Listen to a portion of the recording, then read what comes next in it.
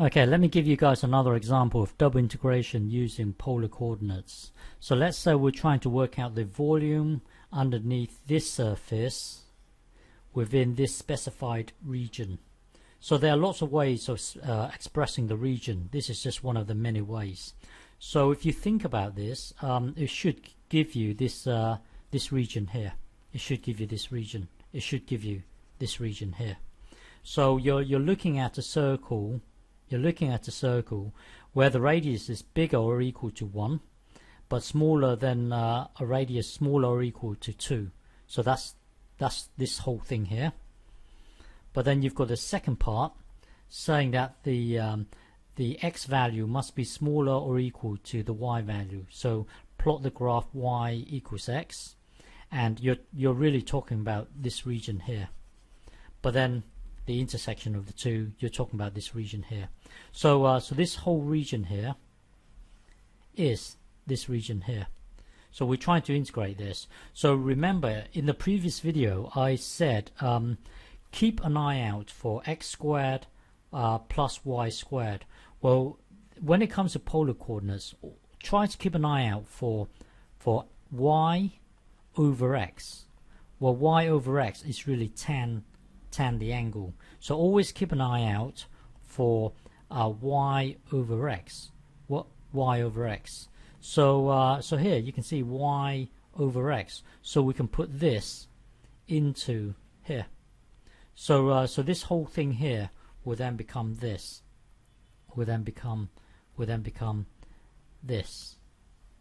So let me just move this across slightly. Hang on. Let me just move it across slightly. Hang on. So so this so now we are currently here, and we need to establish our limits of integration. So we are, well, looking at this this dr, it's going to be r equals something, r equals something. Looking at the outer integral, it's going to be theta equals something, theta equals something. So so we've got to move in the direction of the radius first. So we want to do this. We want to move like this. We want to move like this. But really we are starting from here and then stopping here. Starting from here, stopping here. Starting from here, stopping here. So we are starting at the radius of 1, and then we are stopping at the radius of 2. And then we're scanning all the way. We're scanning from 45 degrees, which is pi over 4, and then we are scanning all the way from an angle of 45 degrees to an angle of 90 degrees, which is pi over 2. So so the volume is given by this, and don't forget these two, they cancel each other out, giving you theta, giving you theta. So remember from our r earlier, this r here is this r here. So when from Cartesian, when you jump to polar form, you have this magical r, and we've seen why the magical r occurs in one of the earlier videos. So now we are currently here. Integrate, hang on, looking at this inner integral as opposed to the outer integral. Looking at the inner integral, integrate it with respect to r. So that would be r squared over 2.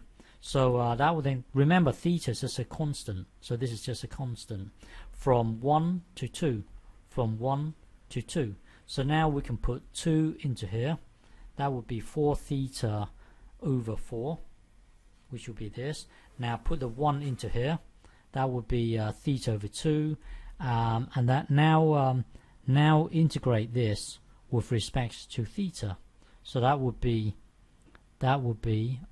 whether, hang on, before you do that, tidy this up.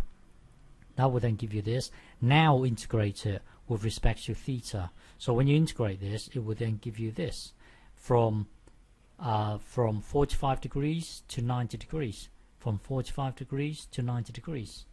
And then now put this into here. That will then give you this. Take away and then put this into here. That will then give you this. Tidy this up, and your volume is given by this. Okay.